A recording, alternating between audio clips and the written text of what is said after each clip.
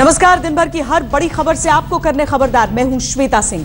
आज से 5 साल पहले याद कीजिए 2011 का वो साल, अन्ना आंदोलन, एक बड़ा चेहरा सामने आया, नाम अरविंद केजरीवाल। 2 वर्ष तक आंदोलन चला। रामलीला मैदान से आंदोलन से तप कर निकले चेहरों ने एक नई पार्टी बनाई। अरविंद केजरीवाल उस पार्टी का चेहरा बने। आदर्श, नैतिकता, शुद्धता, ये मंत्र थे नई राजनीति के। करोड़ों लोगों की उम्मीद बने अरविंद केजरीवाल। दिल्ली की जनता ने सिर आंखों पर बिठाया, दूसरी बार मुख्यमंत्री बने। लेकिन आज तीखे सवाल इस नई राजनीति का दावा करने वालों पर उठ रहे हैं, क्योंकि राजनीति के ब्रांड केजरीवाल का सीडी विच्छेद हो गया है। आज खबरदार में सबसे पहले इसी खबर का विश्लेषण करेंगे। नमस्कार, मैं अरविंद केजरीवाल हूं। रोज लोग मुझसे इतने सवाल पूछते हैं, आज मैं भी कुछ सवाल पूछना चाहता हूं। क्या आप किसी बेईमान आदमी को अपना धंधा सौंपोगे? क्या आप किसी छटे हुए बदमाश को अपनी बिल्डिंग की, अपने घर की जिम्मेदारी सौंपोगे? क्या आप किसी बलात्कारी को लड़कियों के स्कूल में टीचर बनाओगे? नहीं ना। तो फिर ऐसे ऐसे बलात्कारियों को, ऐसे ऐसे छटे हुए गुंडों को और बदमाशों को हम देश की जिम्मेदारी क्यों सौंप देते हैं? और ये रिपोर्ट हम बीच में इसलिए रोक रहे हैं क्योंकि बड़ी खबर दिल्ली सरकार के मद्देनजर आ रही है। दिल्ली के मुख्यमंत्री अरविंद केजरीवाल ने अपने एक मंत्री को हटाया है। खुद इसकी जानकारी उन्होंने ट्विटर के जरिए दी है। मंत्री संदीप कुमार, एक सीडी उनका बना हुआ है जिसमें उन्हें अलग तरीके से देखा जा रहा है और सीडी को आगे बढ़ाया गया।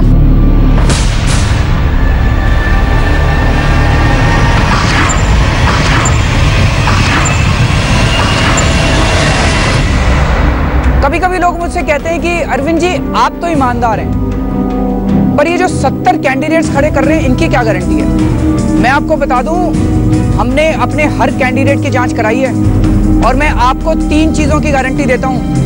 हमारे 70 के 70 कैंडिडेट्स ईमानदार हैं, चरित्रवान हैं और किसी भी कैंडिडेट के खिलाफ किसी कोर्ट के अंदर कोई संगीन अपराध का मुकदमा नहीं चल रहा है। लोग कहते हैं मैं शराबी हूँ,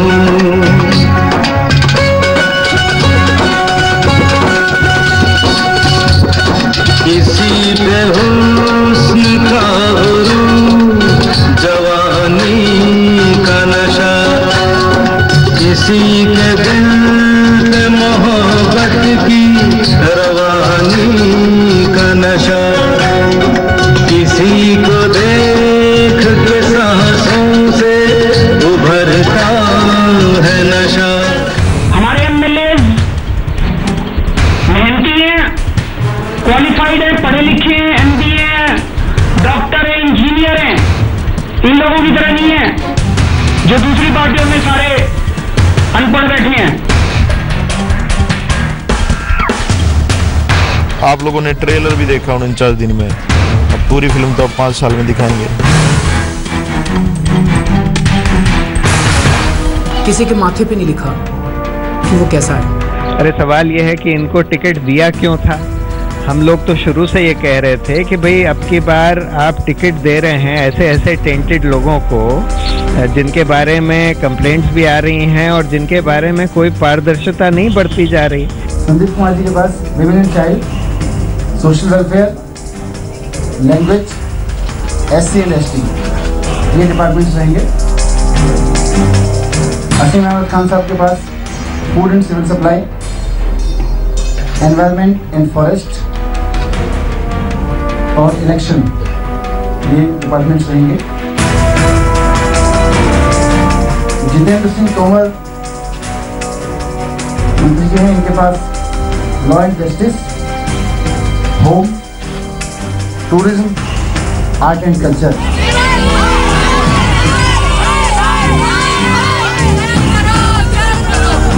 हमारे पास इतना टैलेंट का पूल है तो हम उसको जनता दें, इसलिए तो वोट दिया है कि हम इनका जनता की सेवा करें।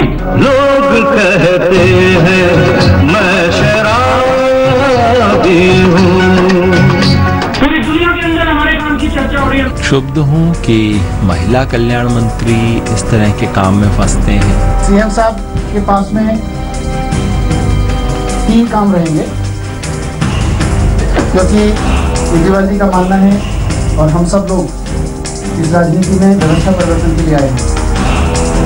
तो इन सारे डिपार्टमेंट्स में मंत्रियों से काम करवाना और मंत्रियों से काम करवाते हुए उनके पूरे कामकाज पर, एक डिपार्टमेंट के कामकाज पर पूरी तरह से निगरानी रखना, ये सीएम साहब करेंगे। केजरीवाल इस्तीफा दो।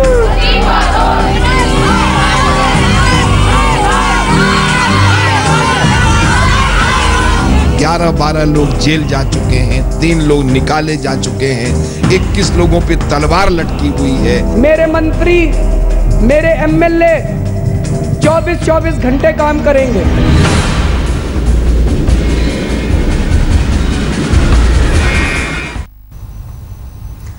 कल केजरीवाल सरकार में महिला कल्याण मंत्री रहे संदीप कुमार की आपत्तिजनक सीडी सामने आई। मुख्यमंत्री अरविंद केजरीवाल ने संदीप कुमार को कल रात ही बर्खास्त कर दिया। आज केजरीवाल ने वीडियो मैसेज जारी किया कि किसी के माथे पर नहीं लिखा होता कि वो गलत है। उन्होंने संदीप कुमार पर तुरंत एक्शन लेकर खुद की तारीफ भी कर ली। लेकिन इन सवालों का जवाब कौन देगा कि अरविंद केजरीवाल के उस राजनीतिक सिस्टम में ऐसे लोग कैसे विधायक बन गए, कैसे मंत्री पद तक इन्हें मिल गया, जिस राजनीतिक सिस्टम को अरविंद केजरीवाल जांच परख कर तैयार करने का दावा करते रहे। सिर्फ संदीप कुमार का ही मामला क्यों, 18 महीने में केजरीवाल को 3 मंत्री हटाने पड़े और वो सभी भ्रष्ट आचरण के आरोपी थे। सिर्फ हंगामा खड़ा करना मेरा मकसद नहीं, सिर्फ हंगामा खड़ा करना मेरा मकसद नहीं, मेरी कोशिश है कि ये सूरत बदलनी चाहिए। क्रांति की ये कविता दुष्यंत कुमार की है, जिनका आज जन्मदिन भी है, और ये कविता केजरीवाल को भी बहुत पसंद है। लेकिन राजनीति के हिमालय से नई गंगा निकालने वाले केजरीवाल कहां पहुंच गए हैं, ये सवाल आज हर किसी की जुबान पर है। अरविंद केजरीवाल को 18 महीने हुए सरकार बनाए, 3 मंत्री निकाले जा चुके हैं। पहले मंत्री जितेंद्र सिंह तोमर कानून मंत्री थे, फर्जी डिग्री में पकड़े गए। दूसरे मंत्री असीम अहमद खान थे, सिविल सप्लाई का मंत्रालय था, भ्रष्टाचार के आरोप में निकाले गए। संदीप कुमार की तो सीडी सामने आई है, महिला एवं बाल कल्याण मंत्री थे, रास लीला में पकड़े गए। राजनैतिक शुचिता, पारदर्शिता, नई राजनीति सब खोखले शब्द साबित हो चुके हैं। पहले ये तय हुआ था कि हम लोग अपने शॉर्टलिस्टेड कैंडिडेट्स का नाम वेबसाइट पर डालेंगे, जिससे कि जिन लोगों के पास कोई इन्फॉर्मेशन हो इनके बारे में वो दे सकें। लेकिन अब की बार ऐसा कुछ नहीं किया गया।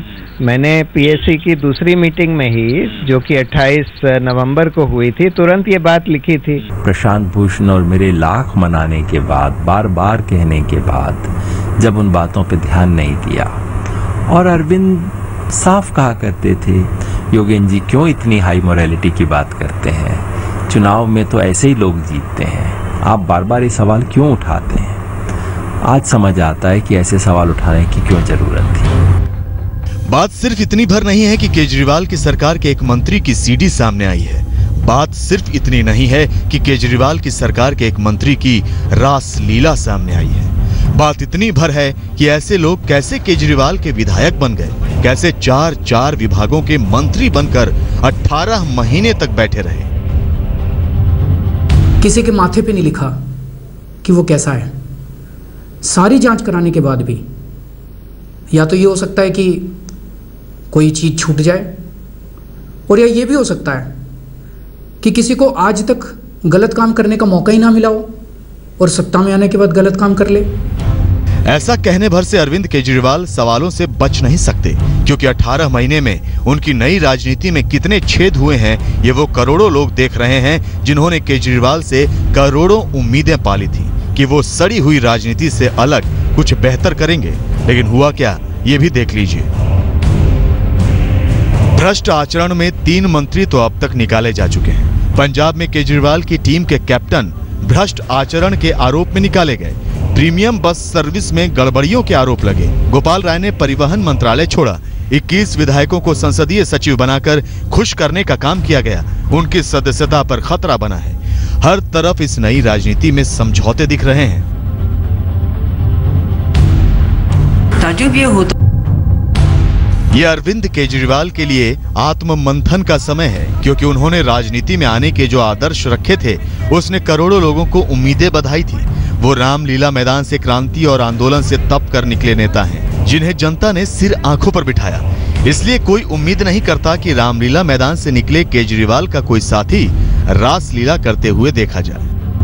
हमारे मंत्री, कैबिनेट मंत्री संदीप कुमार जी गलत हरकत करते हुए पकड़े गए हैं। उनको हमने तुरंत कैबिनेट से हटा दिया है। लेकिन ये देखने के बाद मुझे व्यक्तिगत तौर पे बहुत दुख हुआ।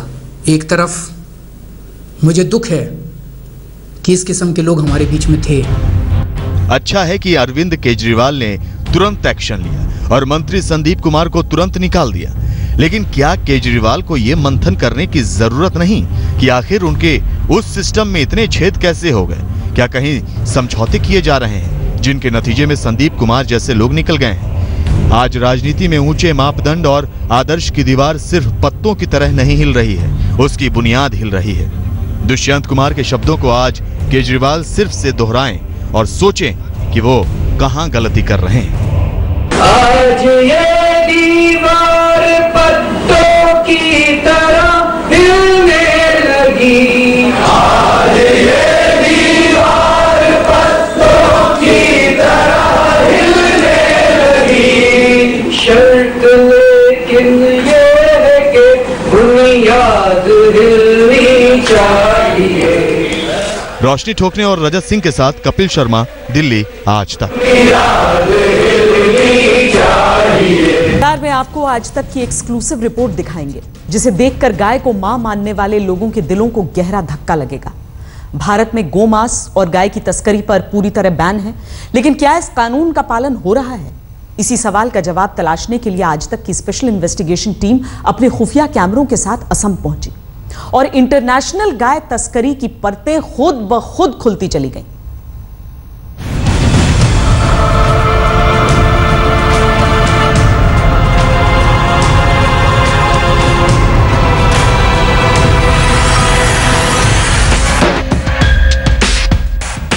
आज तक ने देश भर में सक्रिय गैंग्स ऑफ गोरक्षकों की असलियत दिखाई, तो प्रधानमंत्री मोदी भी गोरक्षकों की गुंडागर्दी पर बेचैन हो गए। उनका जरा डोजियर तैयार करो। 70-80% ऐसे निकलेंगे जो ऐसे गोरख धंधे करते हैं जो समाज स्वीकार नहीं करता है, लेकिन अपनी उस बुराइयों को से बचने के लिए ये गौरक्षा का चोला पहन करके निकलते हैं। लेकिन अब हम गायों की अंतर्राष्ट्रीय तस्करी से जुड़ा एक और बड़ा खुलासा करने वाले हैं। ये है गाय का इंटरनेशनल गोरख धंधा।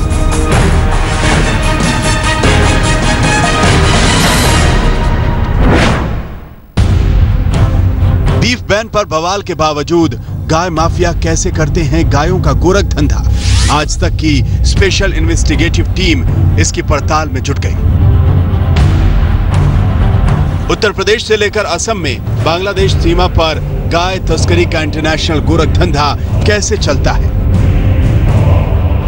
कैसे रोजाना हजारों गायों को बांग्लादेश का बॉर्डर पार करवाया जाता है? आज तक के रिपोर्टर्स ने गाय के गोरख धंधे से जुड़े लोगों के मुंह से पूरा सच उगलवाया। आपका माल कहां से आएगा? लंका से। और माल कोई करेगा? लंका से हमारे आदमी खरीदेगा। आपका आदमी खरीदेगा। तो आपका बॉर्डर में पूरा एकदम बॉर्डर तक में पूरा सुन करके देगा कि ये अगरतला से। गाय तस्कर दिन रात गायों की तलाश में रहते हैं। सड़कों पर घूमती गायों को देखते ही टूट पड़ते हैं। इनमें से कई लोगों के लिए गाय सिर्फ मुनाफे का सौदा होती है। ये रास्ते का रिस्क आप देख लीजिएगा। वो सब हमारी जिम्मेदारी। पुलिस भी कहीं जी वो सब जुगाड़ है आपका। आप करते आए मतलब ऐसा नहीं पहले हमने बहुत किया, अब तो नहीं कर रहे, लेकिन सेटिंग अब भी है।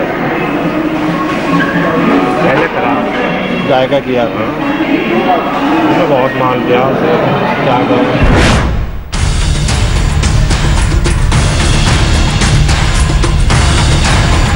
लेकिन गायों का सिर्फ मांस ही नहीं बिकता, पूरी की पूरी गाय बिकती है। गायों की तस्करी का अंतर्राष्ट्रीय नेटवर्क आज तक पर डिकोड होगा। आप देख रहे हैं गाय का इंटरनेशनल गोरख धंधा।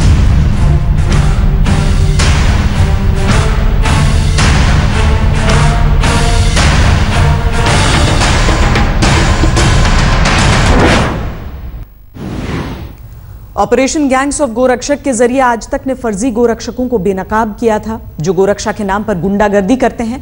इसी दौरान हमें गाय के इंटरनेशनल गोरख धंधे के बारे में पता चला। हमें पता चला कि गो मांस की सबसे बड़ी मांग वाला देश बांग्लादेश है और बांग्लादेश में भारतीय गायों की मुंह मांगी कीमत मिलती है। आज तक की रिसर्च टीम ने गहन शोध करके भारत से बांग्लादेश तक गायों की इंटरनेशनल तस्करी के जो आंकड़े जुटाए वो बेहद चौंकाने वाले थे।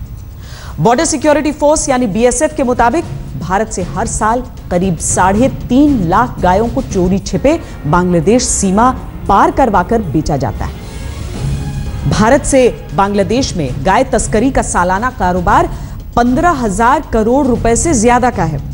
गृह मंत्रालय के मुताबिक साल 2014 और 15 के दौरान बीएसएफ ने 34 गाय तस्करों को मुठभेड़ में मार गिराया। बांग्लादेश के बॉर्डर एरिया से तस्करी करने के लिए ले जाई जा रही 200 से 250 गायों को बीएसएफ रोजाना बरामद करती है। हमें पता चला कि असम गाय तस्करी का हॉटस्पॉट है। असम से बांग्लादेश की करीब 263 किलोमीटर लंबी सीमा लगती है और यही बॉर्डर असम से गायों को बांग्लादेश पहुंचाने का रूट बनता है। इन आंकड़ों को जानने के बाद हमने तय किया कि गाय के इंटरनेशनल गोरख धंधे का भंडाफोड़ किया जाए। आज तक की टीम जब असम पहुंची तो पवित्र गाय के अपवित्र सौदागर आज तक के खुफिया कैमरों में रिकॉर्ड होते चले गए।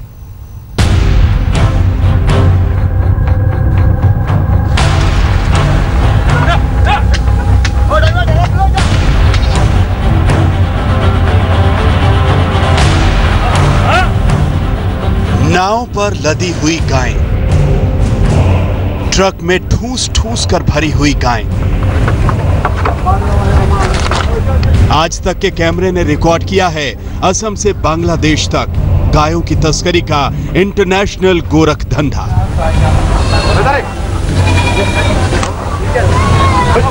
आज तक के अंडरकवर रिपोर्टर ने गाय तस्करी के इंटरनेशनल रैकेट का पर्दाफाश करने के लिए असम का सफर किया।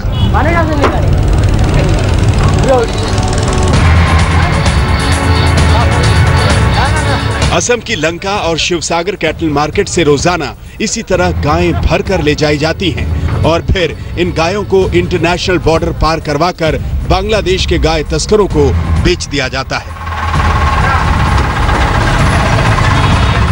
इन गाय तस्करों के लिए कुछ भी गलत नहीं है, कुछ भी गैर कानूनी नहीं है। इनके लिए तो बस पैसा ही सब कुछ है। असम की पशु मंडियों में एक गाय की औसत कीमत 55,000 रुपए तक होती है, लेकिन असम बॉर्डर पार करवाते ही बांग्लादेश में गाय की कीमत 1 लाख रुपए तक हो जाती है। हमारा माल जाता है। ऐसा इसलिए है क्योंकि बांग्लादेश में गो मांस की काफी डिमांड है और इसी बात का मुनाफा गो तस्कर उठाते हैं। ये आफताब है, असम के लंका में पशु मंडी का जाना पहचाना नाम और कुख्यात गाय तस्कर, जो आज तक के अंडरकवर रिपोर्टर से गाय की इंटरनेशनल तस्करी का ठेका लेने को तैयार हो गया। ये तो सब जाएगा, ये तो असम का है माल, लेकिन जाएगा सब बांग्लादेश।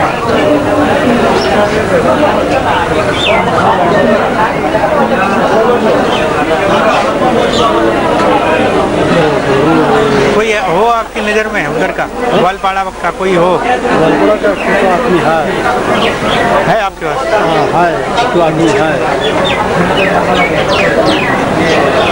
तो आदमी है, उसका भी फोन किया हुआ, मोबाइल फोन किया, हमारा पैसा भी है अभी तो। वही तो चक्कर है, पैसा लेके बैठ गया ना, नहीं बैठेगा, आदमी है। पार करा देगा माल? माल कैसे जाएगा? नदी से? नदी से। इसके बाद हम असम में लंका की पशु मंडी पहुंचे, जहां ट्रकों पर गायें लादी जा रही थी। हमने कुछ ड्राइवरों से बात की तो असम से बांग्लादेश तक गायों की तस्करी का इंटरनेशनल रूट पता चल गया। हाँ, यहाँ से सिलचर जाएगा, इतना जितना बड़ा बड़ा गाड़ी सब सिलचर जाएगा। सिलचर जाता है, सिलचर से दूसरा गाड़ी बांग्लादेश जाएगा। बॉर्डर तो कब ले जाने सकेगा? बॉर्डर तो इससे बात बांग्लादेश जाने से तो गाड़ी बदलना होगा।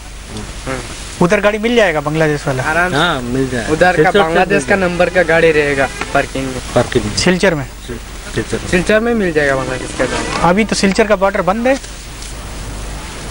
खुला है? नहीं खुला है। जाता है माल जाता है। माल का हर मंगलवार में जाता है। हर मंगलवार में जाता है। मंगलवार को? आज भी जाएगा? आज तो सब जा रहा है। सिलचर का बहुत गाड़ी अपना बड़ा गाड़ी है ना, सिलचर जा रहा है सारा माल। तो वहाँ से बांग्लादेश हम लोग का सिलचर का गाड़ी है ना इतना। अब ये साफ हो चुका था कि नदी और जमीन दोनों तरीकों से असम से गायों को बांग्लादेश पहुंचाया जाता है। इसके बाद हम बांग्लादेश के बॉर्डर पर करीमगंज पहुंचे। करीमगंज में असम का सबसे बड़ा गाय तस्कर अब्दुल मोतिन हमसे मिलने के लिए तैयार हो गया। थोड़ी सी बातचीत के बाद मोतिन हमसे पूरी तरह खुल गया और धंधे की बात पर उतर आया। आपका माल उधर में कौन रिसीव करेगा? कहाँ पर? ये हमें अगरतला में बॉर्डर में जो माल पास करके देगा उधर में कौन रिसीव करेगा बांग्लादेश में? जो बंदा एक बंदा है, हम तो सब बाजार में देता नहीं है। हम कौन से का डायरेक्ट नहीं देता? नहीं, हम कौन से बिजनेस करता है और मैं जाके खुद जाके माल खरीद नहीं करता। मोतिन ने हमें बांग्लादेश के बाजार के बारे में बताया, जहां भारत से तस्करी करके लाई गई गायें बेची जाती हैं। मैं जो बिजनेस करता हूँ, जो पर्टिकुलर बिजनेस करता हूँ, ये बिजनेस में बहुत लॉस होता है। आजकल चोरा बाजार, मंगलवार में चोरा बाजार होता है, शनिवार में चोरा बाजार होता है। बांग्ला का बाजार का बात बता रहे हैं मैं। तो हफ्ता में 2 दिन बाजार होता है, एक शनिवार में बाजार होता है, एक मंगलवार में बाजार होता है। हमने मोतिन से अपनी गायों को बांग्लादेश बॉर्डर पार करवाने के लिए कहा तो वो झट से तैयार हो गया और पूरा प्लान समझाने लगा। आपका माल कहाँ से आएगा? लंका से। और माल खुद करेगा? लंका से हमारे आदमी खरीदेगा। आपका आदमी खरीदेगा। तो आपका बॉर्डर में पूरा एकदम बॉर्डर तक में पूरा सुन करके देगा। ये अगरतला से। तो ये वाला नहीं खुला है? फिर ये अपना ये वाला कौन देगा? मतलब कितना माल है? अब कहाँ से जाएगा? अगरतला से। एक लाइन खुला है उधर में, शिलंग में पानी चला, लेकिन उसमें भी बहुत लंबा है। मोतिन ने लंका से बांग्लादेश माल पहुंचाने की कीमत मांगी 2 लाख रुपए, लेकिन उसने गारंटी दी कि अगर ट्रक पकड़ा गया तो सारा नुकसान वो उठाएगा। आपको गाड़ी भाड़ा ऑल टोटल सब लेके पूरा इंडिया का खर्चा, कस्टम, बीएसएफ, पुलिस का खर्चा लेके आपको 2 लाख रुपए जाएगा एक गाड़ी में। एक गाड़ी में देखिए, अगर आपको पोसाएगा तो आप बिजनेस कीजिए, नहीं पोसाएगा तो मत कीजिए। पैसा का ताजा नहीं है पूरा। अगर रास्ता में पूछ होगा तो उसका आपका जिम्मेवारी नहीं है, मेरा जिम्मेवारी। आप लोगों का नाम, मेरा नाम पूछ लीजिए। नहीं, अगर पकड़ा जाएगा तो आपकी जिम्मेदारी है? हमारा जिम्मेदारी, आपका जिम्मेदारी है। ठीक है, इससे बड़ी अच्छा होगा। ये मेरा जिम्मेदारी है, आपका जिम्मेदारी है। आपको कौन भी नहीं करेगा, वो सब अल्लाह ताला सब नहीं करेगा काम। वो सब मुसीबत में अल्लाह ताला बहुत फंसाइए। लेकिन मेरा जैसा लाइन चल रहा है, बहुत बिजनेसमैन है, सब मेरा लाइन से देता है। ठीक है। एकदम बांग्लादेश में, बांग्ला में मेरा आदमी है, आपका आदमी वहाँ से आएगा, आपका आदमी को माल का मार्का मारेगा। क्या मार्का है? मार्का मार के दे देगा तो आपका आदमी को माल समझा देगा। वहाँ से फिर सिलेक्ट उठा के ले जाएगा उसको, फिर वहाँ से भाड़ा, फिर भाड़ा लगेगा। देखिए, आपको फंसाएगा तो ये सब। मोतिन जिस ट्रक को बांग्लादेश का बॉर्डर पार करवाने के लिए 2 लाख रुपए मांग रहा था, उस ट्रक में 18 गायों को स्मगल किए जाने की डील हुई थी। अंदाजा लगाइए कि गो तस्करी के इस इंटरनेशनल गोरख धंधे की मार्केट कितनी बड़ी है। के आशीष, स्पेशल इन्वेस्टिगेशन टीम, आज तक। खबरदार में आज हम आपको असम में गाय तस्करी के इंटरनेशनल गोरख धंधे की एक्सक्लूसिव रिपोर्ट दिखा रहे हैं, जिसे आज तक की टीम ने असम जाकर तैयार किया है। अब तक हमने आपको असम से बांग्लादेश तक गो तस्करी के रूट के बारे में बताया और गो तस्करों से मिलवाया, जो इस पूरे गोरख धंधे के मास्टरमाइंड हैं। अब हम आपको दिखाते हैं कि गाय तस्करी के इस गोरख धंधे का हवाला कनेक्शन क्या है।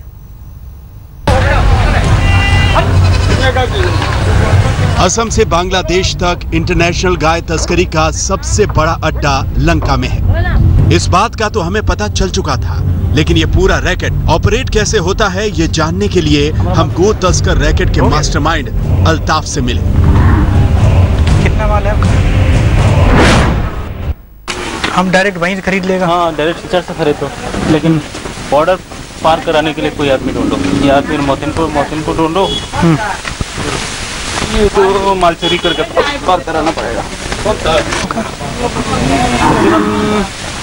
100 से ऊपर होगा, अभी खरीदी चल रहा है। कौन कस्टमर? तो सिलचर कौन, आप ले जाओगे वो ले जाएगा? सिर्फ गाड़ी लोड करके दे दें, हमारा माल बिक्री हो गया। वो अपना माल मतलब उसके हाथ में सौंप देंगे सिलचर। सिलचर में अपने आदमी बता दो, हम वहीं खरीद लेंगे उसी से। 100 तो नहीं चाहिए हमें, 18-20 चाहिए। 18 ही होगा, एक गाड़ी खरीदना। 30 खरीदने से ज्यादा हो जाएगा, 2 माल। 18 10 चक्का की गाड़ी। इसके बाद बात आई पेमेंट की, तो अल्ताफ ने कहा कि पेमेंट या तो कैश करनी होगी या फिर हवाला के जरिए। नंबर दे देंगे। पेमेंट भाई कैसा करो? पेमेंट जैसे बताओगे। कैश कहो तो ट्रांसफर कर दें अकाउंट में। ये होता है इनकम टैक्स में बहुत झमेला हो जाता है। हम कैश कर देंगे। कैश हवाला में करता है आजकल। हवाला में कैसे? हवाला वाले कैसे कराता है, वहाँ एक आदमी होता है वो पैसा ले लेता है, वहाँ उसका एजेंट है वो दे देता है। तो सिलचर में? सिलचर। तो इस तरह आज तक के अंडरकवर रिपोर्टर ने असम से लेकर बांग्लादेश तक गाय के इंटरनेशनल गोरख धंधे का पर्दाफाश किया, जो पूरे संगठित तरीके से होता है और भारत की गाय माताएं बांग्लादेश बॉर्डर पार करके गो तस्करों के लिए मुनाफे का सौदा बन जाती है। जमशेद खान और सुशांत पाठक के साथ की आशीष, स्पेशल इन्वेस्टिगेशन टीम, आज तक। आपने देखा कि बैन के बावजूद असम से बांग्लादेश तक गायों की तस्करी कैसे की जा रही है। आज तक ने यह स्टिंग ऑपरेशन गाय की हित में जारी किया है। हमें उम्मीद है हमारी इस कोशिश का असर होगा और गाय तस्करी के इंटरनेशनल सौदागरों का गोरख धंधा बंद होगा। इंटरनेट के दीवानों के लिए आज बहुत बड़ी खुशखबरी आई है। आज से रिलायंस की जियो नेटवर्क की सेवाएं शुरू हो गई हैं। इस मौके पर हम आपको जियो नेटवर्क की खूबियों के बारे में बताते हैं। दिसंबर 2016 तक जियो ऑफर फ्री रहेगा, यानी 4 महीनों तक लोग जियो नेटवर्क से डेटा, कॉलिंग और एसएमएस का मुफ्त में फायदा उठा सकते हैं। फ्री ऑफर खत्म होने के बाद जियो सिर्फ इंटरनेट डेटा के लिए चार्ज लेगा। किसी भी नेटवर्क पर वॉइस कॉल और एसएमएस सेवा बिल्कुल मुफ्त होगी। सिर्फ 50 रुपए में 1 GB डेटा मिलेगा। देश भर में रोमिंग भी बिल्कुल मुफ्त होगी। किसी भी त्योहार पर एसएमएस का कोई चार्ज नहीं होगा। रात में अनलिमिटेड 4G डेटा मुफ्त होगा। जियो ऐप के जरिए 300 से ज्यादा चैनल फ्री मिलेंगे। जियो ऐप के जरिए 6000 फिल्में देखी जा सकेंगी। जियो म्यूजिक में 1 करोड़ गानों का कलेक्शन है। सभी ऐप यूजर्स के लिए 1 साल तक फ्री होंगे। रिलायंस जियो में स्टूडेंट्स को 25% अतिरिक्त डेटा मिलेगा। जियो सेवा की अभी तक 1,80,000 शहरों और कस्बों के अलावा 2 लाख गांवों तक पहुंच है। कंपनी का दावा है कि 2017 के अंत तक जियो का नेटवर्क 90% भारत में फैल जाएगा। खबरदार में आज के लिए इतना ही। देश और दुनिया की बाकी खबरों के लिए आप देखते रहिए आज तक।